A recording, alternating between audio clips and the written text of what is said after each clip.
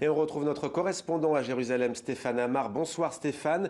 J'allais vous dire comment réagissent les Israéliens. On vient de voir la joie de celles et ceux qui sont contents de voir Benyamin Netanyahou sur le départ, même si, soyons prudents, ce n'est pas officiel. Mais plus globalement, quelles sont les réactions dans ce qu'on annonce déjà comme une page historique de la vie politique israélienne?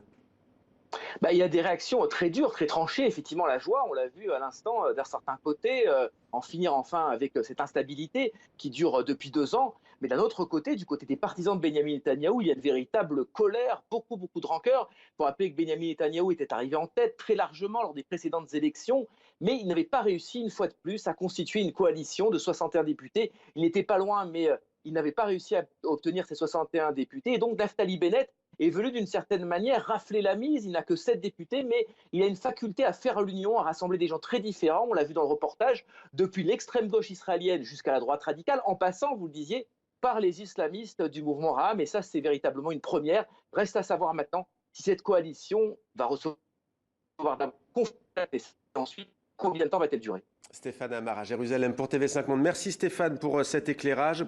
Avec nous également Slimane Zeguidour pour poursuivre cette page. Slimane, on commence à bien le comprendre, cette coalition a quelque chose de totalement inédit.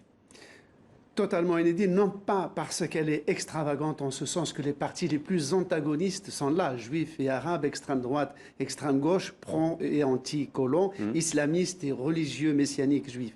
La nouveauté, c'est que c'est la première fois depuis la création de l'État en 1948 qu'un parti arabe, et qui est musulman conservateur, et ce n'est pas un parti islamiste intégriste, sinon il n'aurait pas existé, est entré dans une équation politique pour former une coalition. Jusqu'ici, les partis arabes étaient à la périphérie du système, quand bien même les Arabes israéliens représentent 20% de la population, on le sait, et que le cartel des partis arabes est la troisième force politique de la Knesset avec 10% des sièges.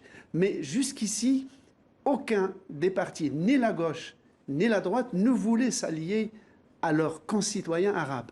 Et là, c'est la première fois qu'un parti arabe va rentrer dans une coalition comme un élément structurel. Non sans paradoxe d'ailleurs. Il y a des Israéliens qui disent que c'est une révolution, presque anthropologique. Non sans paradoxe, disait Slimane.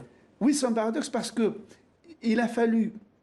Jusqu'ici, les Arabes avaient participé en soutien, par exemple, aux accords d'Oslo. Sans la voix des 7 députés arabes, jamais les accords d'Oslo n'auraient obtenu une majorité à la Knesset. Mais là, cette introduction dans l'équation politique se produit après la loi de 2018 qui considère que l'État d'Israël est l'État, non pas des Israéliens juifs et arabes, mais d'abord des juifs, d'une part, la rétrogradation de la langue arabe de statut officiel à un statut spécial, et surtout, c'est avec des partis d'extrême droite, dont certains, comme Naftali Bennett, assument un racisme anti-arabe de façon totalement décomplexée, c'est avec des hommes politiques de cette trempe qu'un parti arabe est arrivé à entrer dans le système politique israélien. Et de toute façon, ça, c'est un précédent. Il n'y aura pas de retour en arrière. Merci beaucoup Slimane pour ce décryptage.